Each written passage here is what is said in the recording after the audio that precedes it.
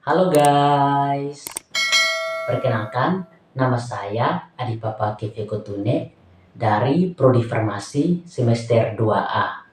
Nah, pada video kali ini saya akan membahas mengenai Peraturan Pemerintah Nomor 51 Tahun 2009 tentang pekerjaan kefarmasian.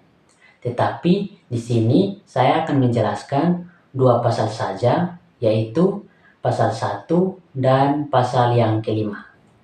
Tugas ini dibuat untuk memenuhi mata kuliah Perundang-Undangan Kesehatan dengan dosen pengampu Bapak Ahmad Yani Noor MH Kes. Selamat menyaksikan.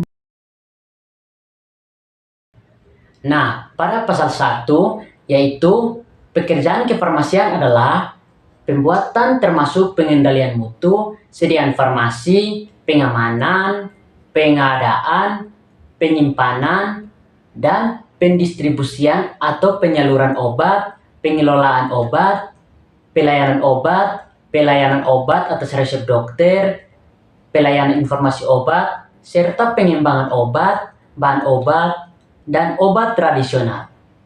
Kemudian, tenaga kefarmasian, yaitu tenaga yang melakukan pekerjaan kefarmasian yang terdiri atas dua, yaitu yang pertama apoteker dan yang kedua TTK atau tenaga teknis kefarmasian.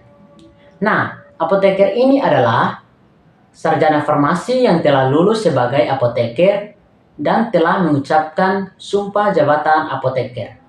Sedangkan TTK adalah tenaga yang membantu apoteker dalam menjalani pekerjaan kefarmasian yang terdiri atas sarjana farmasi, ahli mada farmasi, dan analisis farmasi.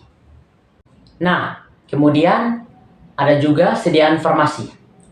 Sediaan farmasi terdiri dari yang pertama ada obat, kemudian ada bahan obat, ada obat tradisional, dan ada kosmetika.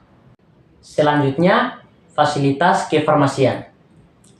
Fasilitas kefarmasian ini yang pertama, sarana yang digunakan untuk melakukan pekerjaan kefarmasian yang terdiri dari industri farmasi obat, industri bahan baku obat, industri obat tradisional, serta pabrik kosmetika.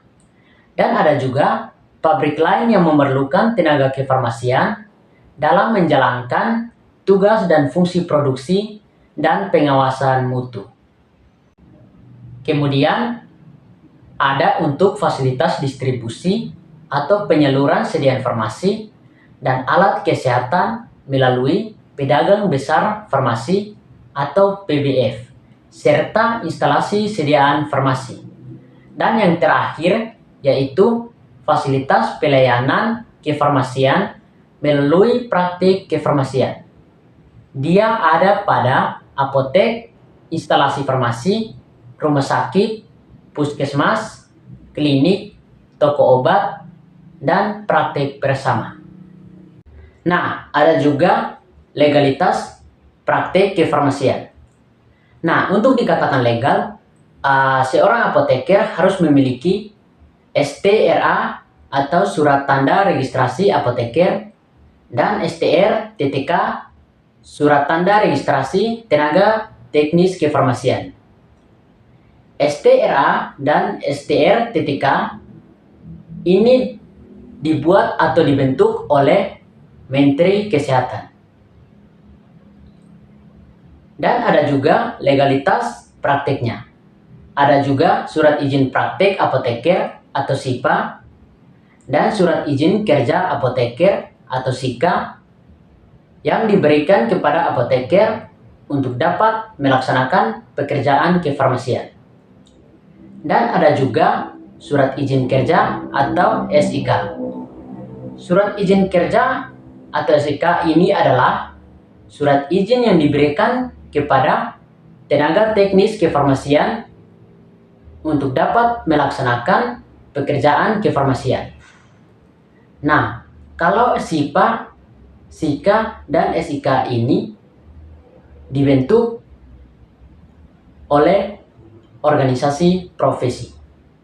Kemudian, dalam pasal 5 ini ada pelaksanaan pekerjaan kefarmasian yang meliputi ada 4, yaitu yang pertama, pekerjaan kefarmasian dalam pengadaan sediaan farmasi.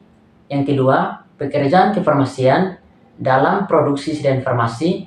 Yang ketiga, pekerjaan kefarmasian dalam distribusi atau penyaluran sediaan farmasi. Dan yang keempat, pekerjaan kefarmasian dalam pelayanan sediaan farmasi. Nah, dalam semua ini, dia harus memiliki apoteker penanggung jawab. Namun, apoteker penanggung jawab ini dapat dibantu oleh apoteker pendamping dan atau tenaga teknis kefarmasian TTK. Dengan syarat, dia harus memenuhi ketentuan CDOB atau cara distribusi obat yang baik. Ada juga pelayanan sediaan farmasi. Nah, dia seorang apoteker dalam penyerahan dan pelayanan obat berdasarkan resep dokter dilaksanakan oleh apoteker. Dan dalam hal di daerah terpencil yang tidak ada apotekernya, Menteri dapat menempatkan TTK yang telah memiliki STR TTK pada sarana pelayanan kesehatan dasar yang diberi wewenang untuk meracik dan menyerahkan obat kepada pasien.